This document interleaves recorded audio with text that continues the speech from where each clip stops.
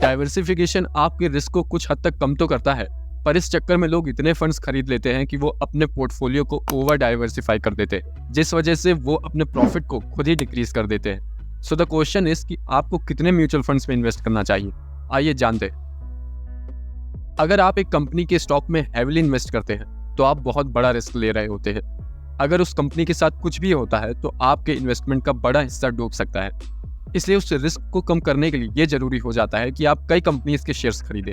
यहाँ तक कि रिस्क को और भी कम करने के लिए आप अलग अलग इंडस्ट्रीज की अलग अलग कंपनीज में इन्वेस्ट कर सकते हैं। तो अगर एक पूरी इंडस्ट्री भी अच्छा परफॉर्म नहीं करती तब भी आपकी इन्वेस्टमेंट का एक अच्छा हिस्सा सेफ रहेगा। लेकिन ये भी बात है कि अगर आप बहुत सारी कंपनीज में इन्वेस्ट कर देते हैं और उनमें से 1 से 2 कंपनीज अच्छा परफॉर्म करती है तो आपकी इन्वेस्टमेंट ज़्यादा नहीं बढ़ेगी। जिस कंपनी ने अच्छा परफॉर्म किया उसका इम्पैक्ट आपकी टोटल इन्वेस्टमेंट पे बहुत ही मान्यूट होगा।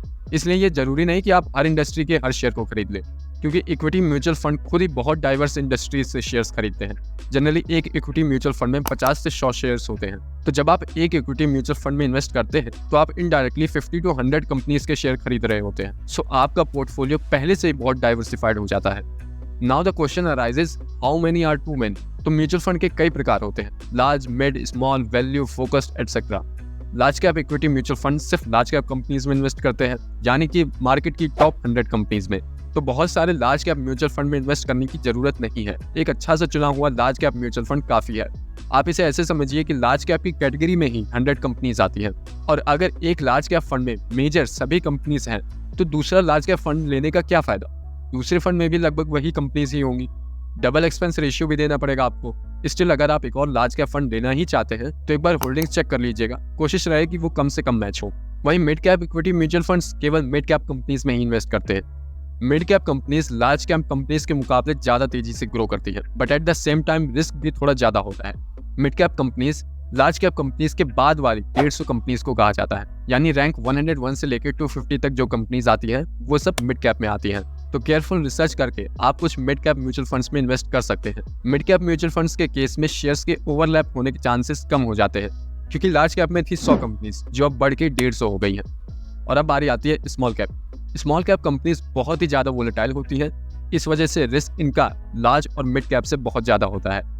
स्मॉल कैप म्यूचुअल फंड के केस में शेयर्स के ओवरलैप होने के चांसेस बहुत कम हो जाते हैं, क्योंकि टॉप 250 कंपनीज को हटा दें जिसमें लार्ज और मिड कैप आ जाती है, उसके बाद जितनी भी लिस्टेड कंपनीज हैं वो सब स्मॉल कैप की कैटेगरी में आती हैं।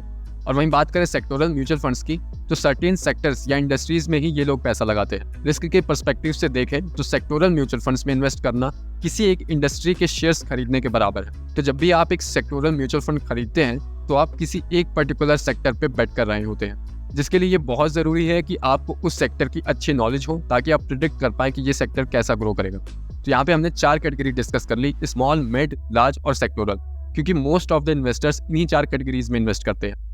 तो अब बात आती है कि आपको एग्जैक्टली कितने म्यूचुअल फंड्स में इन्वेस्ट करना चाहिए। तो एक अच्छा रूल हो सकता है कि आपके पास लार्ज कैप म्यूचुअल फंड्स 1 नहीं तो मैक्सिमम 2 हो, क्योंकि इससे ज्यादा में स्टॉक्स ओवरलैप होने लग जाएंगे। वहीं मिड कैप में 2 से 3, तो स्मॉल कैप में 2 से 4 फंड बहुत है, क्योंकि इसमें ओवरलैप होने का खतरा लार्ज और मिड कैप के कंपैरिजन में बहुत कम है। पर याद रखिए सबसे रिस्की फंड्स यही होते हैं, तो इसकी अच्छे से स्क्रूटनी कर लीजिएगा। तो ये बेटर होगा कि आपके पोर्टफोलियो की मेजर वैल्यू लार्ज और मिड कैप में ही हो, रेस्ट आप अपने एडवाइजर से कंसल्ट करके डिसीजन ले सकते हैं। बात करें डेट फंड्स की, तो 1 से 2 फंड्स बहुत हैं, क्योंकि एक कैटेगरी के लगभग सभी डेट फंड्स के रिटर्न सेम ही होते हैं। तो अलग अलग डेट फंड्स लेने का कोई फायदा नहीं। यानी इन कंक्लूजन आपके पास मिनिमम 6 to मैक्सिमम 10 फंड्स होने चाहिए फॉर अ गुड डाइवर्सिफिकेशन। इससे कम होने पे रिस्क बढ़ेगा, तो इससे ज्यादा होने पे आपके रिटर्न्स हैम्पर हो सकते हैं। और अगर आप ये जानना चाहते हैं कि कैसे आप अपने लिए बेस्ट म्यूचुअल फंड सेलेक्ट कर सकते हैं अलग अलग कैटेगरीज में, तो आप इस प्लेलिस्ट पे क्लिक करिए, आपको 40 से भी ज्यादा फंड कंपैरिजन मिल जाएंगे। तो चलिए ढूंढते हैं आपके लिए बेस्ट म्यूचुअल फंड।